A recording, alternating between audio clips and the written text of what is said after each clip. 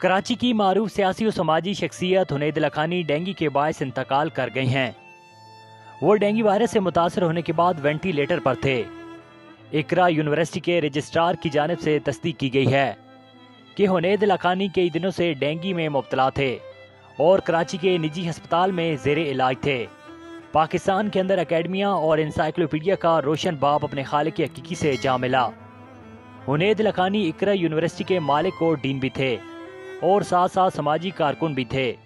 بیت المال سندھ کے چیئرمین کی حیثیت سے انہوں نے اپنی خدمات انجام دیں۔